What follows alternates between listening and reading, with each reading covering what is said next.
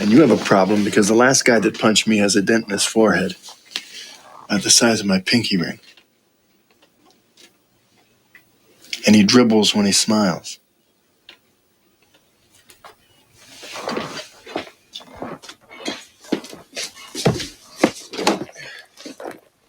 Grab your stuff. Listen one last time.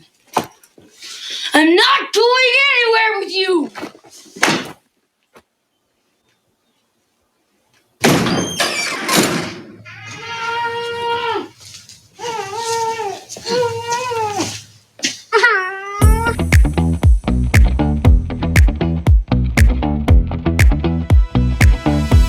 This is Flick Flops. Welcome to Flick Flops, the podcast where we talk about movies and stuff. This episode, we're going Dutch and discussing the 1991 comedy starring Ed O'Neill, JoBeth Williams, and Ethan Embry. Really? Written by John Hughes, this film involves a working class guy who picks up his girlfriend's imp of a son from prep school to bring him home for Thanksgiving. Did we gobble this film up, or is it a real turkey? We'll tell you our thoughts on Flickety Flops. Oh, Gary. It's sad when your opening intro pun is funnier than the movie itself. It's funnier than the entire Spoiler alert before I give you my review of it. Let's go backwards. Let's do this and let's just see if we can get this over with. I have some numbers for you, Gary. I can't wait. Dutch, of course, as you mentioned, was a 1991 film written by the great John Hughes himself. That's what he sends. Budget for this thing. Well, hold on. Rotten Tomatoes. I'm sorry. We had this thing sitting at 17 with the critics and 6 with the audience. One is being awfully generous. I missed that. It sounded like the audio cut out. 17 with the critics. 63 with the audience, and I said one of those is being awfully generous with their review or critics response, and I'm going to say it was the audience. 17 was, I'll say, fair. The budget for this thing was $17 million. Wow. Luckily, the box office made back only $4.6 million. Written by the great John Hughes, as we said earlier. John Hughes is a freaking legend for the teenage 80s kids. Directed by a gentleman named Peter Feynman. Let's move on to our reviews and the ratings, and then we can discuss. Okay. So, Gary, I'm going to give this... let me find my number here. He's coming hot out of the gate. Here it comes. Oh, yeah. Better get mine going. Interesting. Okay. I give it 3. What say you, Gary? Let me just check. I have to consult my notes. My note, I need to make sure I hit the right. Oh, there it is. Okay. This would be mine here. That would be four TPs. So I wanted to go. I was a little generous with it. I only gave him 3. That's John Hughes. I was going to say, just for the name of John Hughes, out of respect. Out of pure respect for the great John Hughes. Now, my note on this is very simple. Clearly, this is not Hughes's best work by a long shot, and we can all agree on that. I think even the critics and the audience would agree with that. This film is as formulaic as it is boring. I love most of John Hughes's work. This should have been credited to Alan Smithy. Nice. Look it up. Nice. Gary will put something in the bottom here referencing that. That's funny. What I'll say is Hughes is best known for writing Mr. Mom, Vacation, 16 Candles, Weird Science, The Breakfast Club, Pretty in Pink, Ferris Bueller's Day Off, Planes, Trains, and Automobiles, and Some Kind of Wonderful, just to name a few. This man was a staple in the 80s. And then I guess grunge hit, and this happened. Gary, this film was, I mean, you and I were talking back and forth. Give your thoughts, and we'll come back. I don't. All right. This shocked me. Yeah, and I remember that I did watch it when it came out, the video back then. God bless you. But I don't remember a thing about it, which... Unlike Planes, Trains, and Automobiles, which is a seminal holiday classic, And we'll bring all, not really, but just that kind of staple of movies that you said in just a moment. But I wrote, this film aspires to echo the enchantment of John Hughes's classic movies, like the ones you just discussed, yet somehow only manages to highlight the less memorable parts of his collection of work. The actors do a commendable job with the material provided. However, the film's narrative struggles with the character development of Doyle the son, who remains unchanged until the film's concluding moments. In contrast, Dutch, portrayed by Ed O'Neill, is intended to be a stabilizing force, and he ends up being the target of humor throughout the film. This repetitive approach undermines the role as the grounded everyman, and instead reduces the impact of the lessons that he's meant to impart.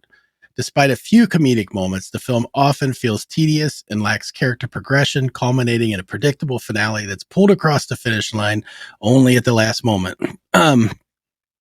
In it discussing those other films that you mentioned, I almost put in my notes, is this just all of the discarded moments from all of his other films tried to put together into one movie? Because it feels like there's so much that you could kind of draw a contrast like with some of his other movies. Yeah. But none of the good moments. Almost every moment in the movie is horrible. Yeah, I mean, this was, if you're using your little analogy, that this is the stuff that got cut, ideas that got scrapped. Yeah. And they should have stayed scrapped.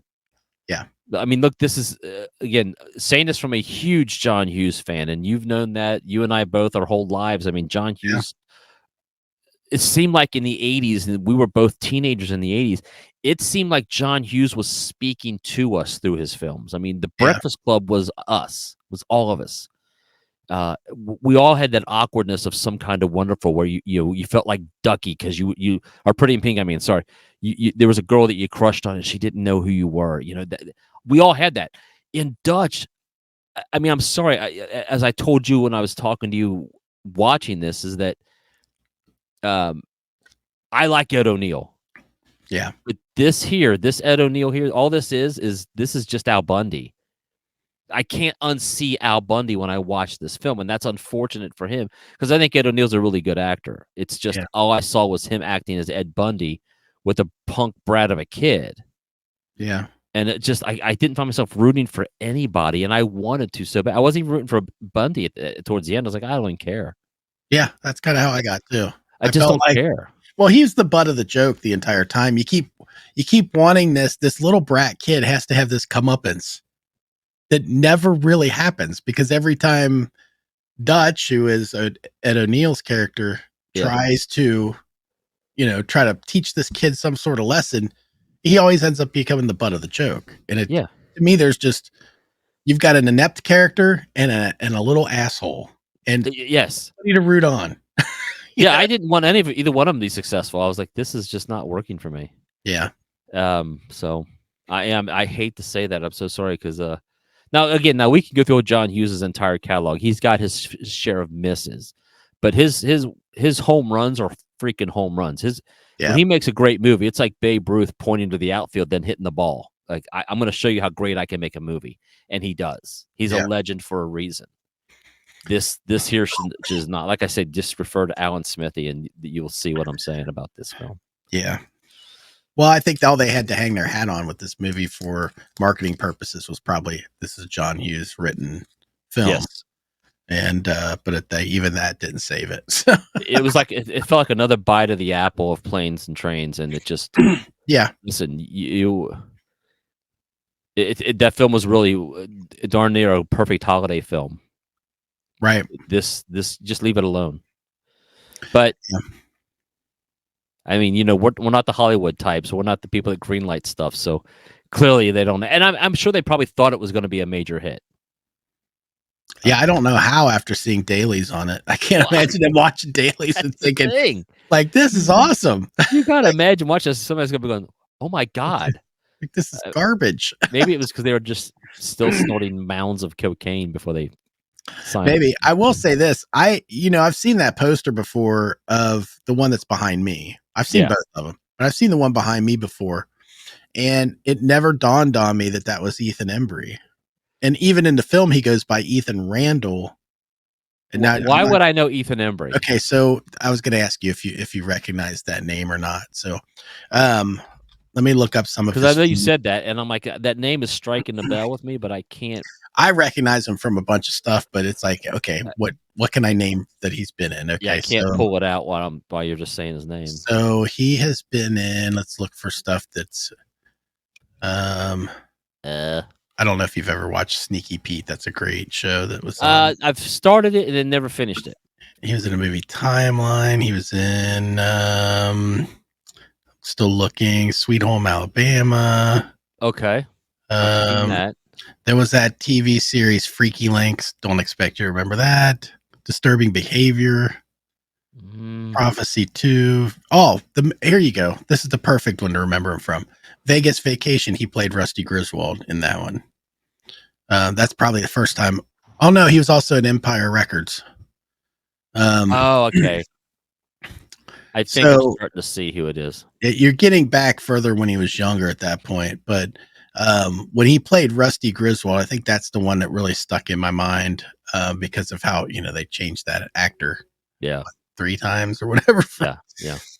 So anyway, it's just one of those guys one of those actors that just stuck in my head. However, not even recognizing him at all in this film because he's so much younger. But anyway, that's just one of those asides. I will say there was one person in that show I had to look up because as I'm watching it, there's 2 girls that they picked them up. And the one in the back seat with Doyle, I was like, she looks super familiar. What in the heck is she from? And she was one of the daughters on Kate and Allie. Wow. I did not. I mean, I remember the show. I never watched it. So. Oh, and I'm not doing a very good job of your obscure references are actually obscure. Are super obscure on honestly. Yeah. They're not obscure in an ironic way. They're obscure because nobody knows what you're talking about. It's obscure in a way that everybody watching is cool. Well, it'd be like me referencing all 3 or 4 of you people watching are like, yeah, I don't know what he's talking about either. It'd be like me referencing 240 Robert. You'd be like, what? Yeah. Well, that was a show? Yeah. We're still skeptical of that, but I'm just kidding. I'm sure if I watched 240 Robert now, it'd be horrible, but as far as any other notes on this movie, I mean, I think we've pretty much said it all. I got nothing. I mean, we can go ahead and just wrap this one up. I've got nothing on this. It was I think my 3 poops was being generous. I do too. I feel like I didn't want to give it a full 5 personally because of the John Hughes thing. It was almost like I just don't want to soil his name. I mean, with 5 TP. I can't think of anybody that I would recommend this film to, which that would be kind of our benchmark for a 5 rating. Yeah, and just to remind everybody, the more you have in our rating system, the worse. We skipped over all that. So the whole point is that 4 TPs, 3 poos. Think of it as in reverse, giving it 2 stars, or in my case, a 1 star out of 5. Not good. It's like golf. You want a lower score, not a higher score. Yeah, because we're flick flopping our rating system. We're flop flicking or whatever. Festival of Fun Films coming up soon in December. Hey, you guys. The Flick Flops Festive Film Fest of Fun. There it is. Yeah, that's gonna alliteration, roll off baby. That's gonna roll right off the tongue. All right. Well, thanks everybody. Please like, comment, and subscribe. Do you remember seeing Dutch? If you want to see it again, just because the reminiscing of the Thanksgiving, blah blah blah, don't even bother. Watch Trains, and Automobiles. Do what he says. Yeah. Watch Planes, Trains. Watch this instead. Yes. Watch that. Watch that instead. Yes, for sure. Thanks everybody. Bye. Bye. Yeah.